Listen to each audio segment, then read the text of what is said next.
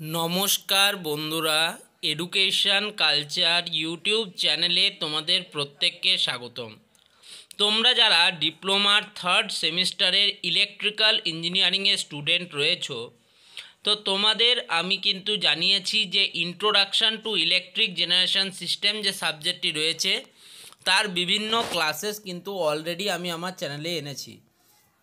এখন আমরা তোমাদের ইউনিট 5-এর আন্ডারে, যেখানে economics of power generation and interconnected grid system রয়েছে সেটা কিন্তু পড়াচ্ছি, এবং আমরা এই যে ইউনিট তার প্রায় শেষের দিকে চলে এসেছি।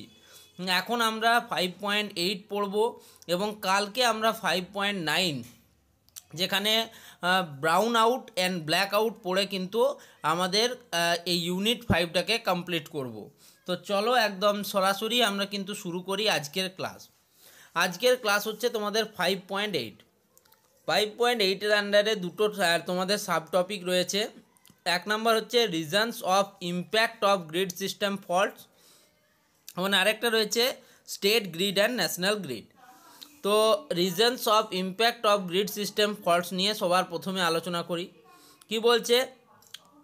The impact of grid system faults can be significant, affecting the reliability, stability, efficiency and safety of the power system. একটা কোনো গ্রিড সিস্টেমের যদি আমাদের ফল্ট হয় তাহলে সেটা কিন্তু আমাদের সেই গ্রিড সিস্টেমটা রিলায়েবিলিটিকে, স্টেবিলিটিকে, এফিসিয়েন্সিকে এবং সামগ্রিকভাবে পাওয়ার সিস্টেমের যে সেফটিকে সেটাকে কিন্তু এফেক্ট করে। Here are some of the key reasons for the impact of grid system fault. Grid সিস্টেমে ফল্ট হওয়ার নিম্নলিখিত কিছু কারণ তোমাদেরকে দেওয়া হলো। Equipment damage. কি বলছে? Fault can cause equipment to overheat leading to damage or failure. এই যে গ্রিড যদি ফেলিওর হয় তাহলে ইকুইপমেন্ট আমাদের কিন্তু ড্যামেজ হবে। এই ফল্টের ফলে আমাদের যে ইকুইপমেন্ট রয়েছে সেগুলো কিন্তু ওভারহিট হবে, এবং ওভারহিট হওয়ার ফলে সেগুলো ড্যামেজ হবে বা ফেল করে যাবে। পাওয়ার আউটেজেস। Faults can result in supply interruptions and power outages affecting daily activities and services. এই যে ফল্ট, এই ফল্ট কিন্তু আমাদের ইন্টারাপশানের যে সাপ্লাই আছে সেটাকে রেজাল্ট করবে, এবং পাওয়ারের যে আউটেজ হবে সেটাকেও কিন্তু এফেক্ট করবে, যার ফলে আমাদের ডেলি যে অ্যাক্টিভিটিস রয়েছে related to grid and power system সেটা কিন্তু আমাদের ইন্টারাপ্ট হবে। Increase maintenance cost. Maintenance cost বাড়বে। Regular maintenance and repairs due to faults can lead to higher cost for the power system. Power সিস্টেমের ক্ষেত্রে কিন্তু রেগুলার মেনটেন্যান্স করতে হবে, এবং যার ফলে কিন্তু আমাদের পাওয়ার সিস্টেমের মেনটেন্যান্স কস্ট বাড়বে। Increase down time. Faults can cause the power system to be down for repairs, leading to operational downtimes. আমাদের ডাউনটাইমস এফেক্ট হবে কার দ্বারা? যদি আমাদের গ্রিড সিস্টেমে কোনো ফল্ট আসে। Safety risk. Safety related risk কিন্তু থেকে যাবে। Faults can create hazards. ফল্টের ফলে কিন্তু বিভিন্ন হ্যাজার্ডস সৃষ্টি হতে পারে, such as electrical fire. Electrical যে আগুন সেটা কিন্তু লেগে যেতে পারে, আর এক্সপ্লোশন, অনেক ক্ষেত্রে কিন্তু বিস্ফোরণও ঘটতে পারে। হুইচ পজ সেফটি রিস্ক, যেটা কিন্তু সেফটি রিলেটেড রিস্ককে অনেক বাড়িয়ে দেবে। To minimize the impact of faults, it is essential to implement effective protection systems, regular maintenance and continuous monitoring of the power system. এই যে ফল্টের ফলে সেটা কিন্তু আমাদের মিনিমাইজ করবে, কি করবে? আমাদের প্রোটেক্ট সিস্টেমকে ইমপ্লিমেন্ট করবে, রেগুলার মেনটেন্যান্স আমাদেরকে রাখতে হবে, এবং কন্টিনিউয়াসলি আমাদেরকে পাওয়ার সিস্টেমকে মনিটর করতে হবে যাতে আমাদের কিন্তু গ্রিড সিস্টেমে কোনো ফল্ট না আসে। এরপর আমরা আলোচনা করব state grid and national grid নিয়ে। কি বলছে?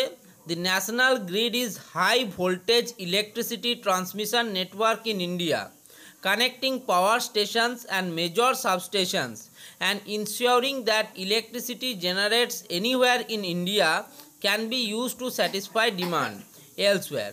ধরো ন্যাশনাল গ্রিড বলতে বোঝানো হচ্ছে একটা হাই ভোল্টেজ ইলেকট্রিসিটি ট্রান্সমিশনের নেটওয়ার্ক। তোমরা জানো যে আমাদের গ্রিডে কিন্তু 765 কিলোভোল্ট অবধি কিন্তু ইলেকট্রিসিটি ট্রান্সমিট। ন্যাশনাল গ্রিড হচ্ছে এমন একটা গ্রিড সিস্টেম যেখানে কিন্তু আমরা হাই ভোল্টেজ যে ইলেকট্রিসিটি রয়েছে সেটাকে ইন্ডিয়াতে বিভিন্ন জায়গায় ট্রান্সমিট করতে পারি।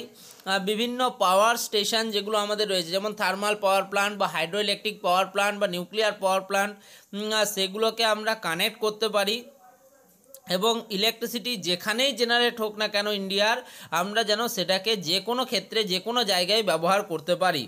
The national grid is owned and maintained by a state-owned Power Grid Corporation of India and operated by State-owned Power System Operation Corporation. দেখো, প্রত্যেকটা ডিস্ট্রিক্টের নিজস্ব কিন্তু পাওয়ার কর্পোরেশন থাকে। যেমন ওয়েস্ট বেঙ্গলের WBSEB অর্থাৎ West Bengal state electricity board, ঠিক আছে, গুজরাট পাওয়ার ট্রান্সমিশন কোম্পানি, এরকম কিন্তু থাকে। তো তারা কিন্তু নিজেদের ওন করে পাওয়ার গ্রিডগুলোর ক্ষেত্রে।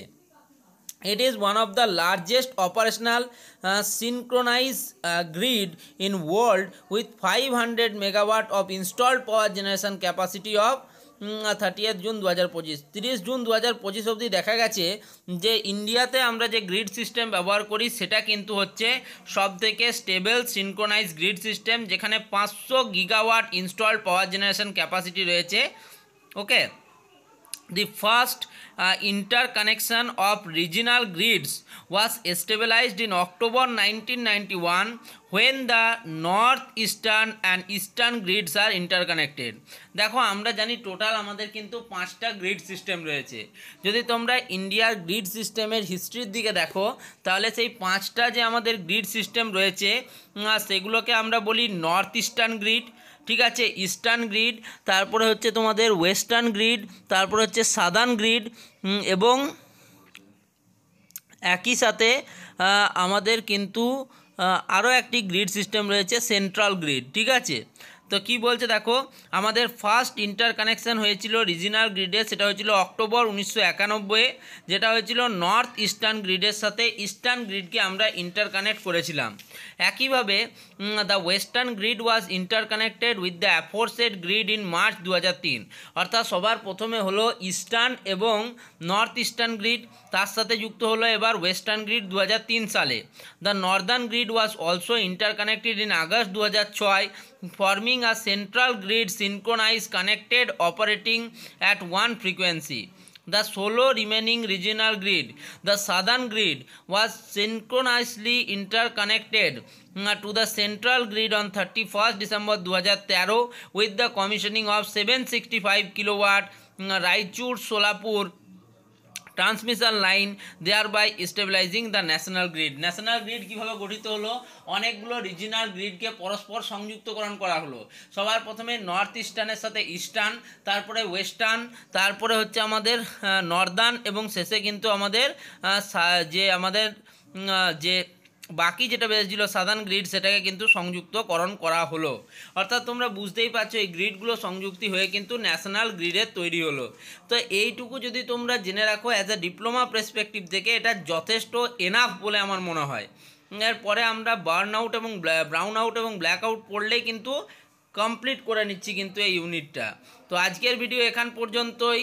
প্রত্যেকের সঙ্গে থেকো, অবশ্যই চ্যানেলটিকে সাপোর্ট করো, ভিডিওগুলোকে লাইক করো, অনেকে কিন্তু জয়েনও করতে পারো আমাদের চ্যানেলে। ধন্যবাদ।